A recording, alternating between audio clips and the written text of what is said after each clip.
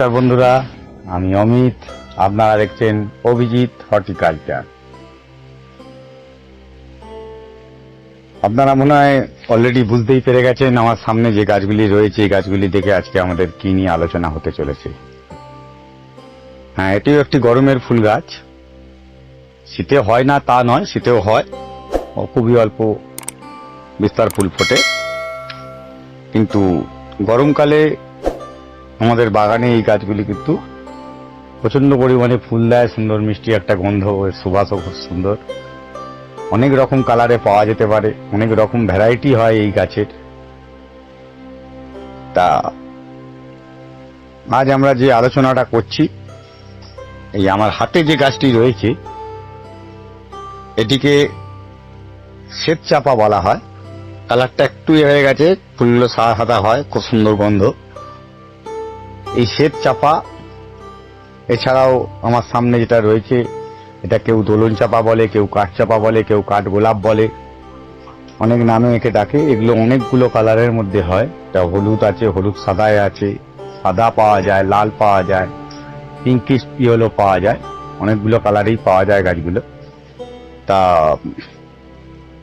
এই গাছ কি পরিচর্যায় গাছগুলো ভালো থাকে সেই নিয়েই মেনলি আমাদের আজকে আলোচনা। তো আলোচনার বিষয়বস্তু গাছটিকে কিভাবে আমরা সুন্দর রাখবো এবং এর থেকে কিভাবে সুন্দর ফুল পেতে পারি। যে হাতে যে গাছটি রয়েছে আমার, এই গাছটি আমি বললাম শ্বেত চাপা, এরকম একটি স্বর্ণ চাপাও হয়। তা এই শ্বেত চাপা গাছটি যদি আপনার দানার গাছ করেন, গাছ কিন্তু এগুলো বড় গাছ হয়ে যাবে। আমার হাতে যে গাছটি রয়েছে এই গাছটি কিন্তু একটি গ্রাফটিং গাছ। একটি ছোট গাছের সঙ্গে এই গাছটি, এটা পূর্ণবয়স্ক গাছের একটা সায়ন নিয়ে দুখানাকে জুড়ে এই গাছটি তৈরি করা হয়েছে। গ্রাফটিং আপনারা সকলেই জানেন, আর বোঝানোর দরকার নেই। এই গ্রাফটিং গাছটিকে, এই গাছটি আমার 2 বছরের পুরনো। গাছটি বেশি বড় হয়নি,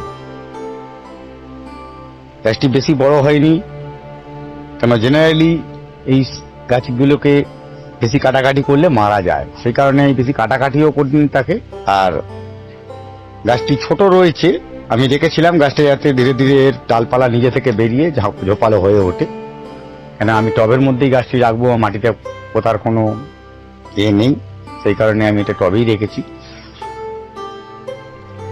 পুরো শীতকাল থেকে গাছটি আমার কিন্তু নর্মালি একটি গ্রো ব্যাগের মধ্যেই পড়েছিল। শীতের শেষে, যার ফেব্রুয়ারি মাসে রিপোর্টিং এর টাইমে ওটাকে পটিং করে দিয়েছিলাম আমি। তো এখন গাছটিতে ফুল এসে গেছে, প্রত্যেকটি পাতার এতে একটা করে কুঁড়িও রয়েছে, আমি দেখতে পাচ্ছি। এই গাছটি মেনলি পরিচর্যা কি হবে, এই যে চাপা গাছ আপনি দেখছেন, এই চাপা গাছগুলো আপনারা নার্সারিতে গিয়ে শ্বেত চাপা বললে যে কোনো নার্সারি থেকে আশা করি কালেক্ট করে নিতে পারবেন। এই শ্বেত চাপা গাছের আপনি যে মাটিটা করবেন, সব গাছের মতন এই গাছেরও মাটি কিন্তু যদি টবে করা হয়, ড্রেনেজ কিন্তু ভালো হতে হবে।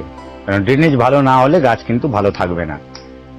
এই গাছে জল কিন্তু লাগে, জল দিতে হয়, রোজই জল দিতে হবে, না তো পাতা ঝিমিয়ে পড়বে, পাতা হলুদ হয়ে পড়ে যাওয়ার ভয় থাকে। অতিরিক্ত জলও তেমনি দেওয়া যাবে না ঠিকই।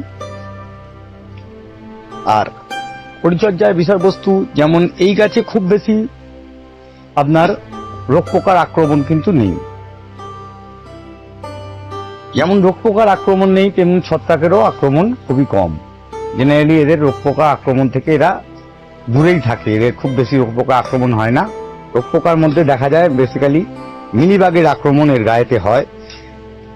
মিলিবাগের জন্য আপনারা যেমন অন্যান্য ওষুধ যে পেস্টিসাইড বা আপনারা ইউজ করেন সেটি করবেন, সেটি নিয়ে কিছু বিস্তারিত বলতে চাইছি না।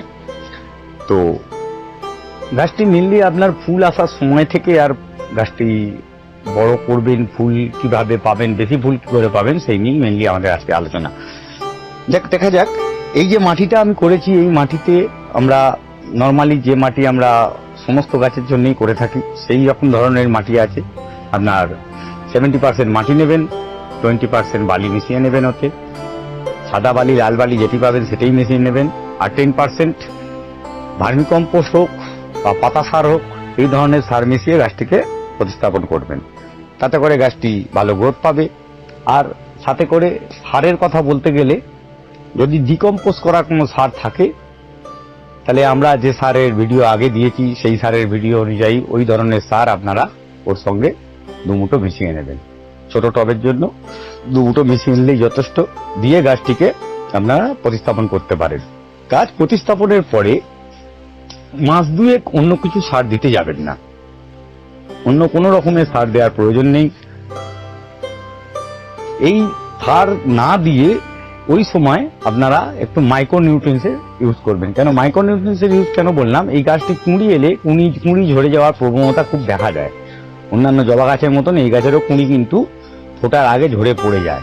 আপনার মনে হবে যেন কালকে ফুটবে কুঁড়িটি, কিন্তু না, কালকে না ফুটে গাছ হঠাৎ করে কুঁড়িটি হলুদ হয়ে ঝরে পড়ে যেতে পারে। তা সেই কারণে এই গাছটিকে মাইক্রোনিউট্রিয়েন্টস, এই যে 2 মাস বললাম আপনারা অন্য কিছু দেবেন না, কেন ওই সারটি আপনি দিলে তাতে মাইক্রোনিউট্রিয়েন্টস আপনারা আগে মিশিয়েছেন, ওই মাইক্রোনিউট্রিয়েন্টস কিন্তু জলের সঙ্গে বাইরে বেরিয়ে চলে যাবে। সেই কারণে বললাম পরবর্তীকালে আপনারা লিটারে 1.5 থেকে 2 গ্রাম করে দিয়ে মিশিয়ে গাছটিকে স্প্রেও করবেন, মাসে 2 বার করে পারলে করলে খুব ভালো। আর সাথে করে যে কোনো রকমের মাইক্রোনিউট্রিয়েন্টস আপনার মাটিতে 1 চামচ দিয়ে একটু জল দিয়ে দেবেন। যেদিনকে জল মাইক্রোনিউট্রিয়েন্টস ইউজ করবেন সেদিনকে গাছটিতে বেশি জল লাগবেন না, মাটিটি একটু শুকনো করে জোরে জোরে করে ওপরটা একটুখানি হালকা করে খুঁচিয়ে দিয়ে মাটিতে 2 চামচ মাইক্রোনিউট্রিয়েন্টস মিশিয়ে আপনার 2 গ্রাম থেকে 3 গ্রাম মাইক্রোনিউট্রিয়েন্টস মিশিয়ে গাছটিকে জল দিয়ে দিন। বাকি রইল এর পরবর্তীকালে সারের ব্যাপারে। এখানে খুব বেশি সার কিন্তু এই গাছের জন্য প্রয়োজন নেই। নাইট্রোজেন জনিত সার যেমন আপনারা এই খোলের জল ইউজ করেন বা আদার্স অন্য কিছু ইউজ করেন, সেই জায়গায় আপনারা এখানে নিমখোল ইউজ করুন। যদি মনে করেন গাছের জন্য সার করবেন একবারের জন্য, আমি সারটি বলছি, 1 মুঠো নিমখোল নেবেন, 1 মুঠো হাড় গুঁড়ো নেবেন, 1 মুঠো শিংকুচি নেবেন। এই 3টিকে ভালো করে মিশিয়ে 1 চামচ এপসাম সল্ট দিয়ে পুরোটি মিশিয়ে নিয়ে একটু জল ছড়া দিয়ে আপনি দিন 15 রেখে দিন। এটি অল্প ডিকম্পোস্ট হয়ে যাওয়ার পরে গাছের ওপরে জাস্ট এরম ভাবে সারটিকে ছড়িয়ে দিয়ে মাটিটা হালকা খুঁচিয়ে জল দিয়ে দিন। তাহলে 1 মাসের মধ্যে গাছটি কিন্তু আবার খাবারটি কিন্তু নিয়ে নেবে। আর যদি আগে থেকে আপনারা ডিকম্পোজ করে রেখে দিতে পারেন তো খুব ভালো, মানে একটি সার ডিকম্পোজ করতে মিনিমাম 1 থেকে 1.5 মাস টাইম লেগে যায়। আর গুঁড়ো শিংকুচি এই টাইপের সার ডিকম্পোজ হতে আরো বেশি টাইম লাগে। তো ডিকম্পোজ করার জন্য এটি খুবই দরকার। তার সাথে করে এই মাটি আপনারা যখন করবেন মাসে 1 বার করে হিউমিক অ্যাসিড ইউজ করতে পারলে গাছের কিন্তু কুঁড়ি বেশি পাবেন। আমি যে হিউমিক অ্যাসিড ব্যাপারে যেটি বললাম, এই হিউমিক অ্যাসিড প্রতি লিটারে 1 গ্রাম থেকে 1.5 গ্রাম, ম্যাক্সিমাম 1.5 গ্রাম আপনারা মিশিয়ে গাছেকে প্রতি মাসে পারলে 2 বার স্প্রে করে দিন। সাথে করে গাছের গোড়ায় 250 ml করে জল ঢালুন। মাটিটা একটু হালকা খুঁচিয়ে রাখবেন। যখন হালকা করে জাস্ট, বেশি শেকড় কাটার দরকার নেই, অল্প করে দিয়ে হিউমিক অ্যাসিড ইউজ করবেন। তাতে করে গাছের গ্রোথ ভালো পাবেন, গাছের কুঁড়ি প্রচুর পরিমাণে কুঁড়ি আসবে, কুঁড়ি ঝরার প্রবণতা কমে যাবে। তার সাথে সাথে আমি এই যে নিচে আমার কাছে যে আগেই বললাম এগুলো কাঠচাপা, দোলন চাপা বা কাঠগোলাপ যে যে নামে ডাকে, এই গাছটি সম্বন্ধে আলোচনা করছি। এই গাছের মতন এই গাছগুলোই জেনারেলি প্রচুর পরিমাণে ফুল হয় আর খুব সুন্দর মিষ্টি গন্ধ হয়ে গেল। এই গাছগুলো যখন আমরা করি, যে টবে করছি গাছটিকে মিনিমাম 2 বছর সেই টবে রাখবেন। যদি মনে হয় না খুব ছোট টবে আছে, তাহলে ঠিক আছে, আপনারা চেঞ্জ করতে পারেন টব রিপোর্টিং এর সময়। আদারওয়াইজ আপনারা কিন্তু জেনারেলি সেই টবের মধ্যে রাখার চেষ্টা করবেন। যদি মনে হয় না ওকে চেঞ্জ করতেই হবে, তখনই চেঞ্জ করুন।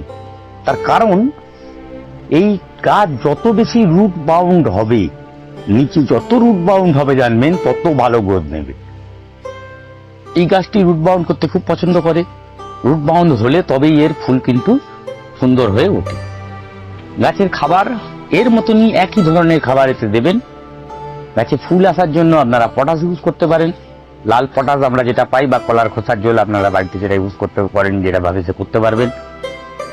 আর যদি মনে করেন না লাল পটাশ, সাদা পটাশ, যে কোনো কিছু পটাশ আপনারা, লাল পটাশ হলে 1 চামচ মাটিতে ছড়িয়ে দিয়ে আপনারা সাথে করে একটু আপনার সুপার ফসফেট, সাদা পাউডার যেটা পাওয়া যায়, সুপার ফসফেট 1 চামচ পটাশ নিয়ে মাটিতে হালকা করে ছড়িয়ে 4 সাইড দিয়ে ছড়িয়ে দিয়ে জল দিয়ে দেবেন। তাতেই এই গাছে আর কিছু করার প্রয়োজন পড়বে না। অন্যান্য সার তো আমাদের সারের ব্যাপারে বলাই আছে, সেই সার ইউজ করতেই পারেন। এছাড়া আপনারা গাছেতে এপসাম সল্ট ইউজ করবেন। এপসাম সল্ট ইউজ করার মেন কারণ হচ্ছে এই গাছের পাতা ফুল তো হয়ে থাকেই, সাথে করে পাতা মাঝে মাঝেই ঝরে পড়ে যায়। পাতা হলুদ হবে, দাগ হবে, ঝরে পড়ে যাবে। পাতা যাতে না ঝরে সেই কারণে এপসাম সল্টের ইউজ করা। এপসাম সল্ট ইউজ করলে গাছের পাতার গ্রোথ ভালো হয়, গাছের নাইট্রোজেন নেওয়ার ক্ষমতা বৃদ্ধি পায়। আপনি নিম ফুলের যে সারটি বললাম এটি ইউজ করলে, এপসাম সল্ট সাথে করে ইউজ করলে গাছের কিন্তু সারের গুণগত মান বৃদ্ধি পাবে। সেই কারণে এপসাম সল্টের ইউজ, মানে ম্যাগনেসিয়াম সালফেট। অন্যান্য এই গাছের মতন এরও রোগবালাই খুব কম, এতে জেনারেলি কোনো পোকার আক্রমণ হয় না মিলিবাগ ছাড়া। আমরা এখনো পর্যন্ত আমি যা দেখেছি ম্যাক্সিমাম মিলিবাগেরই আক্রমণ দেখা যায়। অন্যান্য ছত্রাকনাশক ইউজ করার কোনো প্রয়োজন নেই, মানে এদের কোনো রকম ছত্রাক অথবা আপনার পোকামাকড় রোগ পোকার আক্রমণ কিন্তু খুব কম। বিশেষত এছাড়া এদের কোনো আর আলোচনার প্রয়োজন নেই। আপনারা যদি মনে করেন বাড়িতে এই কাজ করবেন, সুন্দর করতে পারেন, যে কোনো জায়গা থেকে কিনে নিয়ে আপনারা ছোট টবে হোক বড় টবে হোক করুন, কিন্তু মনে রাখবেন একে বারবার টপ রিপোর্ট করবেন না। রুট বাউন্ড হলে তবেই এর ফুল ভালো থাকবে। আমাদের ভিডিওটি যদি ভালো লেগে থাকে আপনারা লাইক করুন, শেয়ার করুন, আর যদি পারেন সাবস্ক্রাইব করে আমাদের আরো নতুন ভিডিও করতে আগ্রহী করে তুলুন।